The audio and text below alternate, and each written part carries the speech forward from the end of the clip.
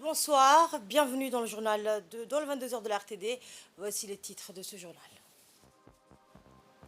La Commission nationale des marchés publics a lancé un colloque régional d'envergure à Tatoura. Cet événement vise à explorer le rôle crucial de la commande publique en tant qu'outil de développement économique et social. Et les institutions nationales des droits de l'homme du réseau de l'IGAD ont débuté hier une réunion technique de travail visant à renforcer les droits des migrants. Et dans l'actualité internationale, selon un nouveau rapport de l'Organisation mondiale de la santé, 51,2 millions de vies ont été sauvées grâce aux vaccins en Afrique au cours des 50 dernières années. C'était les titres, bienvenue à tous. Sous le haut patronage de la ministre de la Jeunesse et de la Culture, le séminaire de formation des cadres des CDC sur le montage et gestion administrative des projets a été lancé mardi. Cette formation dispensée par un expert de la Conféges vise à outiller les responsables des centres de développement communautaire pour l'identification, l'élaboration et la mise en œuvre des projets au bénéfice de l'insertion économique des jeunes et du développement communautaire. Au cours de cette première journée de formation, les bénéficiaires se sont montrés intéressés avec des échanges interactifs, fructueux, posant surtout des questions pertinentes à l'expert de la Conféges. Et bien, dans son intervention, ce dernier, se disant enthousiaste de l'accueil chaleureux qui lui a été réservé, a transmis à la ministre et au gouvernement les félicitations et les souhaits de réussite de la secrétaire générale de son instance dans son engagement de promouvoir une dynamique d'approche innovante en vue de répondre aux aspirations d'insertion socio-économique des jeunes et au bien-être de la communauté tout entière par une gestion inclusive et de proximité. Et prenant la parole à son tour, vous l'entendrez, la ministre de la Jeunesse, Dr Hibo Momin Assowe, s'est dit déterminée grâce au soutien précieux du gouvernement et aux fonds alloués à la jeunesse. Communautaire de la capitale et des régions a été lancée aujourd'hui en présence de la ministre de la Jeunesse et de la Culture, son Excellence Dr Hibo Momin Assowe. Et cette formation destinée à ces cadres a été animé par l'expert mandaté par la Conféges, M. Modibo Traoré, qui a un long CV dans le domaine de la gestion des CDC et actuellement qui occupe le poste de conseiller technique de la secrétaire générale. Alors, pour ce qui est des bénéficiaires, pour la capitale, il s'agit de 14 CDC ainsi que le 5 sous-directeurs des régions. Cette formation qui doit durer 5 jours, c'est-à-dire débuter aujourd'hui du 23 au 27, verra un très grand programme riche, c'est une formation certifiante, mais aussi destinée à renforcer les capacités de nos cadres dans la gestion et montage des projets et qui leur servira à mieux gérer tout ce qui est activité, tout ce qui est programme au sein de leur CDC. Et dans le cadre de cette formation, l'expert de la Conféges a indiqué la nécessité de visiter des CDC au cours de cette formation pour lier la théorie à la pratique. Il a affiché enfin une réelle confiance pour une réussite optimale de cette formation qui donnera à court terme ses fruits en termes de dynamisme socio-économique communautaire. On l'écoute. À l'entame de mon propos, remercier au nom de Madame le secrétaire général de la Conféges la République de Djibouti qui a accepté d'abriter cette session de formation et pour l'accueil qui nous a été réservé. Madame la ministre, transmettez aux plus hautes autorités toute la reconnaissance de Madame le secrétaire général pour les actions menées en faveur de la jeunesse djiboutienne et francophone en général. J'associe bien évidemment à cette marque de considération, bien qu'il soit absent, Monsieur le secrétaire général de la CJSOI, malgré les conditions qui n'ont pu permettre sa présence. Mesdames et messieurs, Madame la ministre, je voudrais vous exprimer ma satisfaction de voir présents et dans une ambiance dynamique les représentants des différents centres et qui sont prêts à partager leurs expériences sur le montage et la gestion des projets et le fonctionnement des centres de développement communautaire.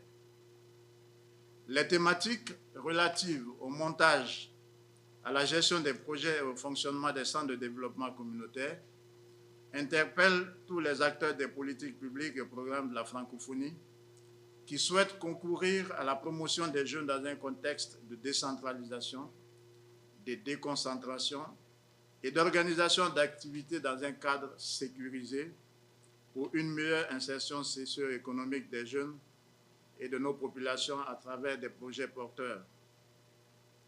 La CONFEJES, notre organisation commune, salue la présente session qui permettra le renforcement des compétences des cadres, non seulement dans le montage et la gestion des projets, mais également dans l'animation et le fonctionnement des centres de développement communautaire. Et pour sa part, la ministre de la Jeunesse et de la Culture, Dr Hibo Momin Assoué, a remercié la secrétaire générale de cette grande institution regroupant quelques 42 pays de l'espace francophone pour son engagement à retenir et soutenir Djibouti dans ses ambitions de poser les jalons d'une stratégie d'approche novatrice de développement avec la jeunesse. Voici un extrait de son intervention. Donc merci à l'expert formateur qui a très rapidement répondu à ces demandes transmises par la CGSOI. Et nous remercions bien sûr la secrétaire générale de la CONFEJES qui a contribué à sa venue à Djibouti. Donc soyez la bienvenue dans cette terre de rencontre, mais aussi d'échange, terre de paix et terre de jeunesse, on peut dire, hein, puisque notre pays est à 3/4 jeunes, et je vous assure, c'est un atout. Et c'est un véritable trésor, d'autant plus que le capital humain est très important à Djibouti. D'ailleurs, je suis très fière, hein, tout autant de tout ce personnel de qualité, que moi je qualifie de haut cadre, hein, dans le domaine de nos gestions, de ce que nous avons de plus cher, qui sont les plateformes appelées CDC, Centres de développement communautaire. On les sollicite régulièrement et je vous assure, ils répondent à l'appel et ils sont capables d'exécuter de travaux. Le nouveau défi, vous l'aurez compris, c'est maintenant être capable d'accueillir des projets à dimension internationale dans le CDC. Donc je vous le dis, et donc cette formation elle est importante pour ça. Les exigences sont beaucoup plus importantes. Voilà, il faut être capable d'écrire des rapports, il faut être capable de suivre un projet, de veiller à son exécution conformément aux critères qui ont été préétablis. Donc c'est ça maintenant le programme sur lequel nous allons travailler. Avec les bailleurs des fonds, mais aussi avec le porteur de programmes et en partenariat avec les différentes institutions internationales qui sont très contents, hein, de ce qui est fait à Djibouti et qui vont nous suivre. Je vous encourage à aller au bout et nous allons tenir compte de cette formation. Je disais à Modibo quand je l'ai reçu au cabinet, et nous allons pouvoir aussi revoir le statut et améliorer pour vraiment mettre la motivation qu'il faut maintenant que vous avez fait vos preuves. Donc encore bravo, et je félicite l'équipe qui a travaillé sur l'organisation de cet atelier de formation. Donc Madina en premier, et donc je vous dis, on est là et je serai très attentive des résultats qui vont sortir de cet atelier de formation. Je vous remercie. Hier, au sein des murs de l'hôtel Gadilé, une étincelle de transformation a embrassé le débat sur la commande publique. La première journée de ce colloque d'importance capitale a été bien plus qu'une simple réunion. C'était un appel à l'action, un cri pour un changement positif dans les pratiques des marchés publics à Djibouti.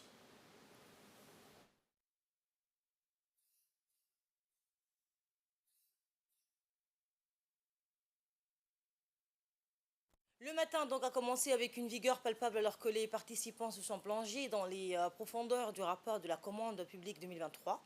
Des réformes audacieuses ont été mises en lumière, soulignant à la fois les progrès réalisés et les défis persistants dans notre quête de transparence, d'efficacité dans les processus d'approvisionnement. Les recommandations stratégiques qui ont émergé ont tracé un chemin clair vers un avenir où les valeurs éthiques guideront chaque décision et chaque contrat. Pendant ce temps, un autre panel a pris vie, explorant les rives tumultueuses de la protection sociale dans les marchés publics. Et enfin, la journée s'est conclue avec un éclat d'innovation et de durabilité.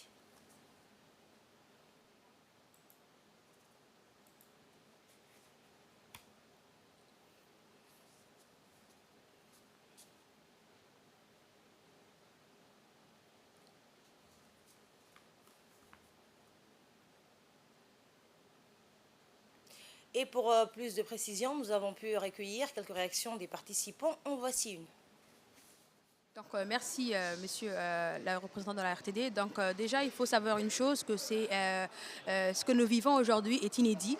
Donc, c'est une première en République de Djibouti. Donc, nous avons décidé de faire honneur donc, à la décentralisation. Et pour ce faire, nous avons commencé par la ville de Tadjoura et nous sommes venus effectivement chargés d'émotions. Nous sommes venus rendre visite à ce peuple tadjourien de Tadjoura qui sont vraiment des gens dans l'hospitalité et vraiment le mot d'ordre. Et nous sommes venus ici pour prendre part et pour assister au colloque régional sur la commande publique. Donc, alors, pour un peu expliquer ce que la commande publique, ce qu'on fait ici aujourd'hui, il faut savoir une chose. Donc, la commande publique est une notion, est une discipline transversale. C'est une discipline connexe qui est liée à plusieurs d'autres disciplines, à savoir, par exemple, pour ne pas être exhaustive, donc la protection sociale, mais aussi l'emploi, il y a la fiscalité, il y a les personnes à besoins spéciaux pour permettre une commande publique plus inclusive. Il y a aussi les PPP, donc les partenariats publics-privés. Il y a donc pour suivre l'ère de la technologie, il y a aussi l'innovation et l'intelligence artificielle. Donc toutes ces thématiques-là sont en lien avec la commande publique et nous avons décidé d'en faire l'objet de plusieurs panels. Donc notre colloque sera composé de 7 panels. Pour la journée d'aujourd'hui, nous avons effectué 4 panels, donc 2 le matin et 2 l'après-midi. Donc ce matin, le premier panel était donc le panel qui était relatif à la présentation du rapport annuel de la commande publique, le rapport d'activité, mais aussi la revue de performance de la commande publique, de la Commission nationale des marchés publics et une présentation relative à la dématérialisation des marchés publics. Donc cet après-midi, il y a le panel relatif à la commande publique et les PPP et un panel sur l'innovation, l'intelligence artificielle et la commande publique. Ce sont des thématiques riches. Donc là, les gens qui ont participé à cet événement sont des gens qui viennent de plusieurs horizons. Nous avons donc les acteurs de la commande publique, nous avons eu des décideurs, nous avons le secteur privé, nous avons donc des entités contractantes. Donc je pense que là, vous allez sûrement prendre les réactions de part et d'autre. Ces panels-là ont été riches, été instructifs et les gens ont sans doute été informés de plusieurs choses. Donc moi, qui est du domaine de la commande publique, qui travaille sur les marchés publics et donc notamment au secrétariat technique de la Commission nationale des marchés publics, nous avons fait ces dernières années, donc ces 3-4 dernières années, une série de réformes. Donc parmi ces réformes-là, nous pouvons en citer donc, la réduction du délai de traitement des dossiers d'appel d'offres, dossiers soumis à la commission. Nous pouvons en citer donc la transparence et la bonne gouvernance qui ont été 2 notions qui ont guidé notre réforme. Nous avons publié les statistiques relatives au marché public. Nous les publions donc mensuellement mais aussi annuellement. Et il faut savoir une chose, nous essayons de lever toute opacité, tout voile d'opacité qui puisse affecter la commande publique. Donc nous sommes en train de faire un grand chantier. Nous allons aussi nous lancer dans la réforme du code des marchés publics. Nous allons aussi nous lancer sur le chemin de la dématérialisation. Nous allons bientôt passer du papier au numérique. Et nous sommes vraiment très fiers de cette première démarche de réforme. Et le chemin est lent. Nous continuons à métamorphoser donc la commande publique. Nous allons travailler en synergie avec les différentes institutions et parties prenantes djiboutiennes, à savoir la Chambre de commerce, mais aussi la CNSS, la direction des impôts, les personnes à besoins spéciaux, les droits de l'homme et plusieurs autres disciplines. Nous sommes vraiment très contents. Ce colloque a été vraiment une réussite et vraiment les gens ont été instruits, les gens ont été informés et je pense que c'est un exemple à suivre. C'est un exemple à suivre. Je pense qu'il faut sortir un peu de la capitale, il faut venir rendre visite aux gens de la région et il faut ramener... Dans l'actualité également, le ministère de l'Environnement et du Développement durable, en partenariat avec l'IGAD et l'ONG Trafic, a organisé un atelier de formation sur la plateforme Twix afin de renforcer l'application de la législation sur les espèces sauvages en Afrique de l'Est pour lutter contre le commerce illégal d'espèces sauvages. Différents responsables et organismes d'application de la loi ont pris part à cette formation qui avait donc pour objectif principal de former les responsables de l'application de la loi de lutte contre les trafics illicites au niveau national et d'être capable de l'utiliser à la plateforme TWIX et d'élaborer une feuille de route pour les prochaines étapes de sa mise en œuvre à Djibouti. La plateforme d'échange d'informations sur le commerce des espèces sauvages facilite l'échange d'informations et favorise la coopération entre les services de répression chargés de lutter contre le commerce illégal d'espèces sauvages et de mettre en œuvre la Convention sur le commerce international des espèces de faune et de flore sauvages menacées d'extinction. Durant l'atelier de formation, les institutions ont eu l'opportunité d'être formées à l'utilisation de la dite plateforme. Voici un extrait du discours du secrétaire général par intérim du ministère de l'Environnement. La vie de Paris dessert la planète et aujourd'hui encore, les sommes de sont témoins d'extinction d'innombrables espaces de faune et de volaires des sauvages. Certains espaces ont peut-être disparu de par suite un changement inévitable intervenu dans le milieu naturel, mais il y en a bien d'autres qui disparaissent ou sont menacés parce que l'homme dégrade de leurs habitants et parce qu'ils sont sachés à son merci. C'était fait tragique que nous pensons en lion en trois qui accente entre les êtres humains et la faune et la flore des sauvages. Il nous s'apparaît clairement que nous devons nous engager pour de leur consistance forte, de quoi les uns ni les autres nous pourrons surfer à cette distorsion. Aujourd'hui, chers participants, nous nous réunissons pour apporter une question urgente et cruciale, le commerce illégal d'espèces sauvages et notamment des animaux sauvages. Ce commerce destructeur est une menace sérieuse pour la biodiversité de notre planète et pour le survie de nombreuses espèces animales. Je vous invite, tous de chers participants, à vous familiariser avec cette plateforme avant de lutter efficacement contre le commerce illégal d'espèces sauvages et de mettre en place une feuille de route indiquant les étapes à venir dans la mise en œuvre et c'était utile au niveau national. Dans le cadre de son engagement à promouvoir la décentralisation et à renforcer la gouvernance locale, le ministère délégué chargé de la décentralisation a tenu aujourd'hui un atelier de restitution des activités. Cet atelier, réalisé en partenariat avec l'Union européenne et l'Agence française de développement, a marqué une étape importante dans la promotion de la participation citoyenne et le renforcement des capacités des acteurs locaux. L'atelier a été l'occasion de présenter un manuel des procédures spécifiquement conçues pour les conseils régionaux visant à optimiser leur fonctionnement et à garantir une gestion transparente et efficace des affaires locales. Ce manuel représente un outil essentiel pour les autorités locales afin de mieux comprendre les processus décisionnels et administratifs. C'est dur pour les conseils régionaux. Donc, piloté par le ministère de la décentralisation, avec l'appui du programme ADIL qui est financé par l'Union européenne et mis en œuvre par Expertise France, ce manuel de procédure a pour objectif de renforcer les capacités des collectivités territoriales de la République de Djibouti en fournissant aux élus et au personnel des conseils régionaux un outil pour leur faciliter la mise en œuvre de leurs activités. Ce manuel est très large. Il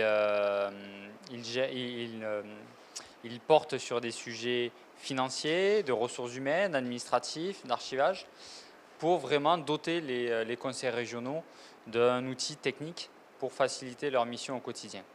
Donc on est toujours dans le cadre du renforcement des compétences des conseils régionaux, dans le processus de décentralisation piloté par le ministre de la décentralisation, son Excellence Kassim Haroun Ali, qui vise à augmenter les capacités des conseils régionaux. Autre réunion, cette fois, c'est les institutions nationales des droits de l'homme du réseau de l'IGAD qui ont débuté hier une réunion technique de travail visant à renforcer les droits des migrants. La réunion de travail régionale s'est déroulée à Djibouti avec l'appui de la Commission nationale des droits de l'homme. Cette réunion technique de travail va se dérouler en 2 jours.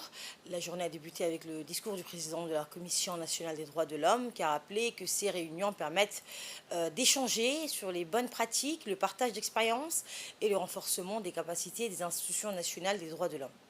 Les participants venus du Soudan du Sud, de l'Éthiopie, du Kenya et de l'Ouganda ont pu travailler sur l'élaboration d'un mécanisme commun de contrôle sur le respect des droits des migrants dans les différents lieux de détention et de rétention. Les participants donc ont pu présenter les différentes questions qu'ils utilisent dans le cadre de leur contrôle afin de les comparer et de renforcer leurs connaissances. Ils étaient attendus donc de ce travail qu'il puisse aboutir sur l'élaboration d'un mécanisme commun de contrôle et de réédition sur le renforcement du respect des droits des migrants. Et notre équipe sur place a recueilli quelques réactions, dont celle du président de la Commission nationale des droits de l'homme. La voici.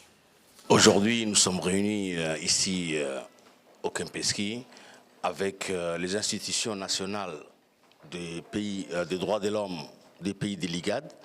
Nous sommes réunis dans le cadre d'un atelier sur la migration. Vous savez que la migration est une problématique qui se pose avec beaucoup d'acuité ces derniers temps, spécifiquement pour notre pays, qui est, grâce à sa position géostratégique, une route majeure d'immigration à travers le monde.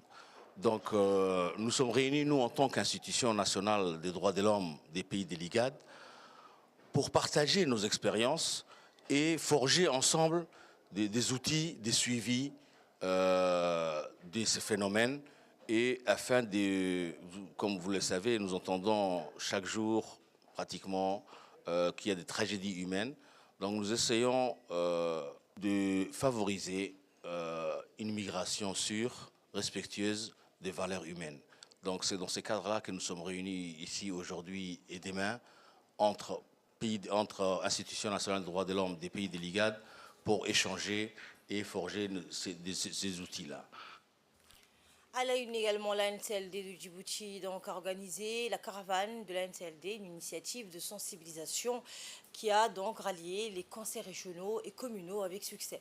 Sous l'égide du projet Participation de la société civile à la gouvernance et au développement local à Djibouti, financé par l'Union européenne et mise en œuvre par l'AIMF, l'étape du Dikil s'est déroulée donc hier. Cette étape a été dirigée par le président du conseil régional du Dikil, accompagné par ses homologues d'Obok et le président de la commune de Belbela, ainsi que l'équipe du projet de l'AIMF et de la représentante du ministère de la décentralisation. La rencontre à Dikil, présidée par le préfet de la région et le président du conseil régional de Dikil, a rassemblé une 60aine de participants, incluant donc des élus locaux, des représentants des services déconcentrés et des leaders associatifs locaux et représentants des OCS locaux. Cette mobilisation a permis de diffuser efficacement des messages essentiels sur la gestion des collectivités locales et de renforcer les liens entre les acteurs régionaux. La caravane de la NCLD a également offert des sessions de sensibilisation et de dialogue, mettant en lumière les défis de la décentralisation et promouvant les bonnes pratiques de gouvernance locale. Association internationale des maires francophones, d'être avec vous ce matin. Depuis l'opérationnalisation de l'Association nationale des collectivités locales de Djibouti en 2018, l'AIMF a été toujours à ses côtés. Et comme cela a été dit, l'objectif d'aujourd'hui, de cette tournée, c'est de se présenter. La NCLD se présente devant vous, c'est-à-dire les élus, les organisations de la société civile, les sages et tous les corps constitués, je vais dire, pour dire ce qu'elle fait, en fait. Quelle est son utilité en tant que fêtière et représentante des collectivités. C'est important. Mais il y a un second aspect qui se dégage, n'est-ce pas, de cette tournée. Vous allez constater la solidarité. La solidarité qui se développe au sein de cette association. Voici à présent un extrait de l'intervention du préfet de la ville de Dikil. Aujourd'hui, l'occasion de découvrir ou de connaître la structure, les moyens, l'organisation administrative ou financière de cette institution noble. Pourquoi noble? Parce que c'est un espace d'échange entre les conseils régionaux, les communes, c'est un espace où ils se réunissent, où ils travaillent ensemble pour tracer leur politique de développement régional et communal. C'est en même temps un moyen pour renforcer la capacité de ses membres et les capacités des services déconcentrés et les organisations de la société civile des différentes régions de notre pays. Nous félicitons les présidents de l'ANCLD, qui n'est pas avec nous aujourd'hui, mais Inch'Allah qui sera avec nous une autre fois, et l'ensemble des présidents des conseils régionaux et communaux qui sont membres actifs de cette association. Je vous encourage à poser le maximum de questions aux membres de l'ANCLD qui sont avec vous, et je vous souhaite un échange fructueux, un travail laborieux, et je pense qu'il sortira de cet atelier des recommandations qui vont servir à l'ANCLD de doubler d'efforts. Inch'Allah, je vous souhaite bon travail, bon courage, et je déclare l'atelier ouvert. Écoutons à présent l'intervention de la représentante du ministère de la décentralisation, Madame Fatouma Youssouf Abdellah. Assalamu alaikum. D'abord, j'aimerais remercier le président du conseil régional de Dekhil et le préfet de Dekhil de nous avoir bien accueillis.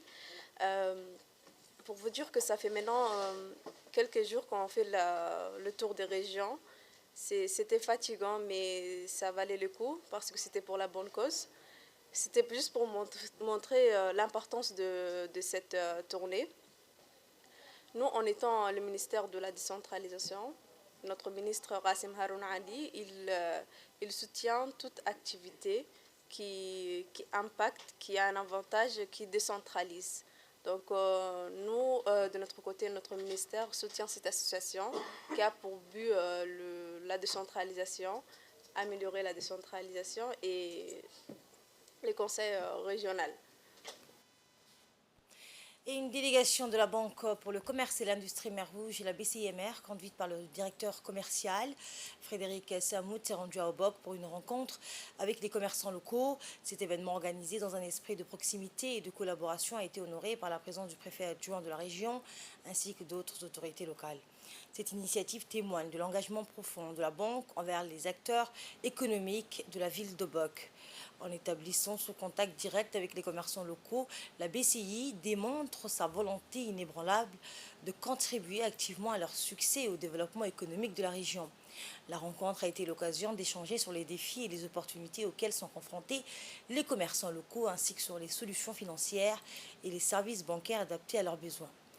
La présence des autorités locales a permis également d'approfondir la collaboration entre la BCIMR et les institutions gouvernementales dans le but de soutenir efficacement le tissu économique local.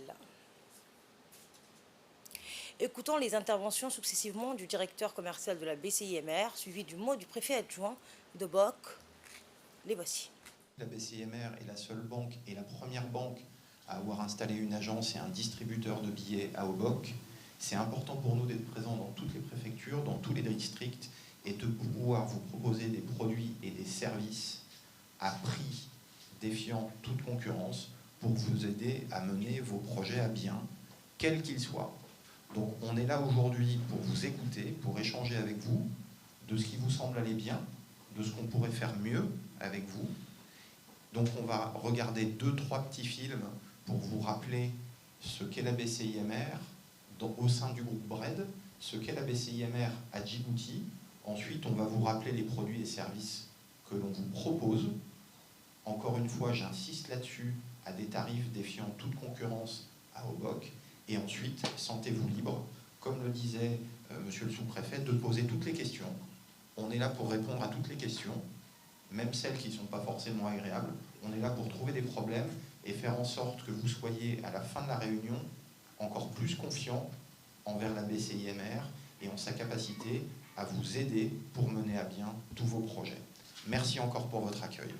Donc c'est un honneur pour moi ici aujourd'hui d'assister auprès bien sûr de la direction de la BCI pour lancer bien sûr une campagne de sensibilisation sur les produits et services, bien sûr, offerts par la BCI, à l'endroit, bien sûr, des commerçants, en particulier, en général, donc, à l'endroit de la population de la région d'Obok.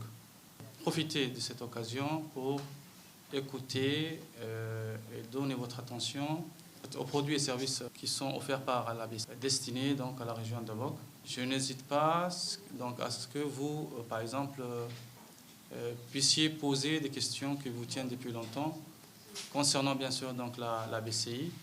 Par exemple, les questions autour des investissements et les critères d'investissement qui sont que la BCI donc offre à ses clients. Bonne chance donc aux intervenants et n'hésitez pas donc à poser des questions concernant bien sûr donc les raisons pour lesquelles bien sûr donc la BCI est présente aujourd'hui à Obok. Une délégation de la Fédération djiboutienne de football accompagnée d'un consultant en infrastructure pour la FIFA a entrepris une visite d'inspection à Dikil dans le cadre du projet de construction d'un terrain de football en gazon synthétique dans la région. À son arrivée, la délégation a été accueillie par le préfet de la région, Hassan Abdelrable, qui a facilité les rencontres avec les autorités locales. La mission s'est ensuite rendue au bureau du président du conseil régional, Mahat Hussein Ahmed, en présence de son vice-président, Ibrahim Gourou Abdallah, du secrétaire général du conseil régional, ainsi que du président de la Ligue régionale de football de Dikil. Et après ces rencontres, la délégation s'est rendue sur le site prévu pour la construction du terrain. Eh bien, l'objectif principal de cette visite était de permettre aux consultants de la FIFA de vérifier la faisabilité technique du projet et de s'assurer que les dimensions du terrain seront conformes aux normes internationales établies par la FIFA.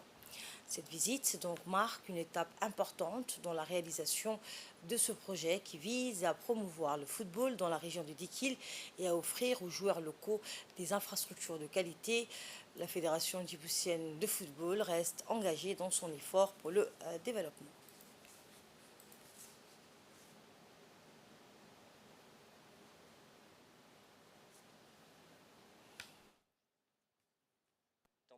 Pour la FIFA, consultant infrastructure.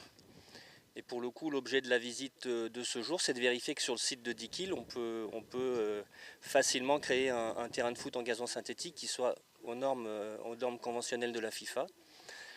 Donc ma visite, c'est vérifier techniquement que c'est faisable, vérifier que sur le plan des dimensions, on peut rentrer un terrain correctement, et puis commencer à produire des documents pour générer un appel d'offres et prochainement la réalisation d'un terrain synthétique sur le site de Dikil.